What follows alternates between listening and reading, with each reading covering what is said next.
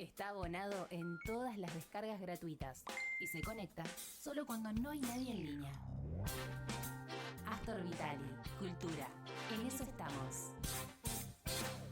Hace una semana asumió la nueva comisión directiva de UNSUR, el Sindicato de los Músicos y de las Músicas del Sur de la provincia de Buenos Aires. Me tocó ejercer la Secretaría General de esta organización durante 12 años. Vengo a contar qué aprendí en el transcurso de ese periodo. Lo primero que podemos decir, sin lugar a equivocarnos, es que la capacidad de organización de cualquier sector no está limitada a priori por ninguna fuerza sobrenatural. Si hay un plan de acción y personas para llevar adelante una voluntad colectiva, la voluntad colectiva, es posible. Lo digo porque cuando comenzamos nos decían que los músicos eran muy individualistas y que era imposible organizarnos. Esto se dice en otros sectores también. Bueno, rechazamos de plano esta cuestión. No solo nos organizamos, sino que se constituyó regionalmente la práctica de organización democrática que articula una voz colectiva. Lo segundo que podemos decir es que siempre conviene encontrar la raigambre de nuestras construcciones para entender dónde estamos parados. La organización gremial en la ciudad tiene una larga tradición y comprender nuestra historia fue uno de los objetivos que nos permitió asumir que buena parte de las políticas públicas que existen hoy se deben a la organización desde abajo. Como se sabe, 3 de las 4 escuelas de arte públicas, así como la Orquesta Sinfónica, surgen de una batalla dada por la vieja Asociación de Músicos Bahienses y Afines sobre fines de la década del 50. Decir que lo que vive comunitariamente y se forja institucionalmente nace desde abajo, desde el pie, es decir que no nace por dádivas. Es arrancado al Estado por luchar. No es recibido del Estado por callar frente a sus funcionarios. Esto es así en la historia con cualquier cosa que haya sobrevivido a los vaivenes electorales. Nace por puja, permanece por prepotencia de trabajo. Aprendí que los poderes político y económico avanzan hasta donde los dejemos que avancen. Que si nos organizamos, no hay poder de arriba que pueda contra el poder popular. Es en esta ciudad en la que las prácticas violentas por parte del gobierno no pudieron llevarse puesta la legislación que construimos colectivamente. Ahora bien, atención, esa capacidad de resistencia no tiene que ver con que el sector sea fuerte, o dicho de otra forma, con hacer fuerte el sector. Tiene que ver con lo contrario, que el sector se diluya en el cuerpo social entero, que la cultura sea un asunto del conjunto comunitario. Solo cuando es asumida así, la cultura es defendida por el todo. Por eso hemos ganado algunas peleas, no porque el gremio es fuerte, o no solamente, sino por haber trabajado en el sentido de tomar como propio y principal bandera no solo nuestros derechos laborales, sino los derechos culturales del conjunto. Es lo que permitió que el conjunto sienta que somos parte de él, que estamos para él. Y que tocar una orquesta escuela, un taller barrial, una ordenanza que haga lo cultural, es tocar a todos. Eso y no otra cosa es politizar. Que el tema sea político, o sea, de la ciudad. A quién votás ya es un asunto de otro tipo. Aprendí que no hay batalla ganada, sino posiciones para defender. Lo que hoy ganamos, si no lo sostenemos con cuerpo social, puede sernos fácilmente arrebatado.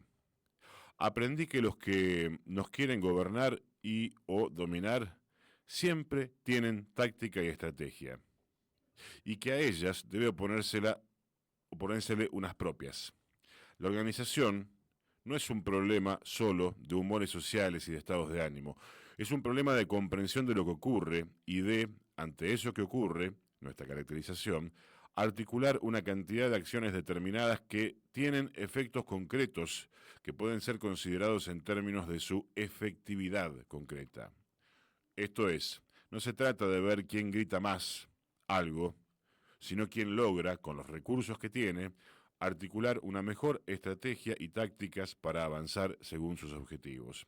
Para cada conflicto sectorial o para cada batalla general contra la violencia estatal, hemos desarrollado tácticas en función de nuestra estrategia general.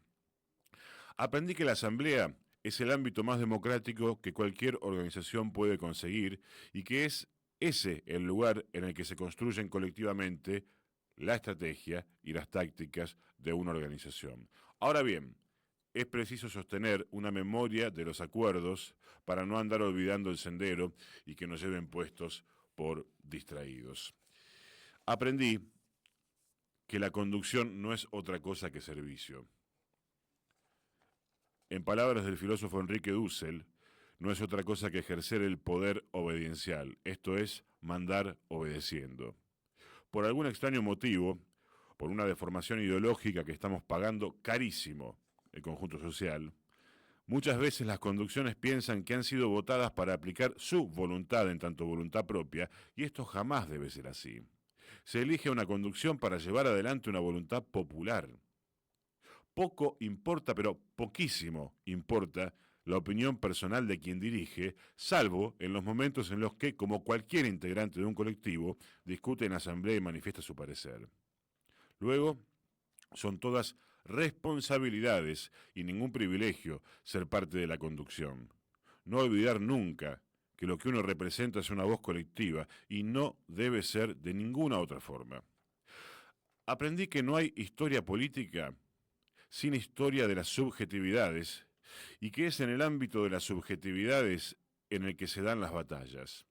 Dicho de otra forma, no debemos desatender jamás aquello que es constitutivo a la subjetividad del ser humano en comunidad, porque es en ese lugar de batalla en el que se dirime nada menos que el sentido. Al respecto, me he cansado de escuchar, y voy a poner un ejemplo de este tema, cuando a alguna asamblea no va un número significativo de personas, se debe a problemas de comunicación. Y por comunicación se entiende ser clientes de las plataformas que nos imponen criterios, como si no hubiera alternativas de comunicación popular. Bueno, de plano, invito a rechazar este elemento como causa de la falta de participación. Es en el problema de la subjetividad en el que encontramos que, por más que una persona le indiquen que hay una asamblea con luces de neón en el propio cuarto de su casa, si la palabra asamblea significa nada, o peor, tiene tintes negativos, para este sujeto en cuestión, pues la pelea no está en meterle la palabra en cada aplicación de su celular, sino garantizar que asamblea tenga en el sentido común de quienes van a integrarla, pues un carácter que les toque alguna fibra, que se le frunza algo, que les haga algo en el cuerpo en tanto en él reside la conciencia y la memoria de que se es pueblo y sujeto histórico. Si no disputamos el sentido de las palabras, podemos difundirlas todo lo que queramos, pero ya ganó el enemigo la partida antes de que se manifieste exteriormente, pues ya está perdida en la propia subjetividad del sujeto. Cada organización debe tener una táctica, dijimos no de comunicación, sino de descolonización de subjetividades para empezar a caminar cualquier camino de disputa. Aprendí que el oportunismo es una escuela en la que estudian diferentes corrientes, de izquierda a derecha y de derecha a izquierda. Vine a ser organizaciones que se diluyeron cuando sus jefes consiguieron cargos. Fui testigo de la complicidad de valientes pelafustanes con declaraciones guevaristas en ámbitos públicos y prácticas sadomasoquistas ante la situación de Palacio. Aprendí que el poder no respeta nada y siempre intenta corromper a cualquier dirigente popular. De ahí se desprende algo básico, que lamentablemente no resulta tan básico en la actualidad. La ética es la principal herramienta política de defensa de nuestras organizaciones, así como el atributo de la organización es el principal elemento de ofensiva, dado que el poder económico, jurídico, mediático lo tienen ellos. No se trata de felicitar a los dirigentes porque sean buenas personas. Se trata de que un gremio, una organización popular que no tiene dirigentes incuestionables en su conducción, ya perdió la partida antes de arrancar. Pues al corrupto empresariado le es afecto salir a cazar dirigentes mediocres, y estos dirigentes dejan inermes a sus organizaciones por haber traicionado el imperativo ético, sin el que no se puede hacer andar concretamente nada en materia de organización popular. Aprendí que siempre se está aprendiendo y que de ninguna manera militar un proyecto colectivo se trata de decir lo que está bien con palabras floridas, sino de demostrar en términos concretos una herramienta que sea efectivamente democrática en su hacer. Lo único efectivamente constatable es lo que viven y cómo lo viven los integrantes de un determinado colectivo. Decir cosas es una manifestación de la voluntad. Construir cosas es lo único verificable para el común. Finalmente, aprendí que todo momento tiene sus dificultades particulares y que entenderlas es necesario para confrontarlas. Salga bien o salga mal el derrotero de nuestra comunidad, no se lucha porque se sabe que se va a ganar. Se lucha porque se sabe que no es aceptable el actual estado de cosas. De fondo, la única línea que nos divide en tanto seres humanos es si entendemos que siempre todo se debe a lo común o si pretendemos salvarnos solos, individualmente, y ese es el camino. Todo lo demás es una cuestión de debate. Ah, sí, claro.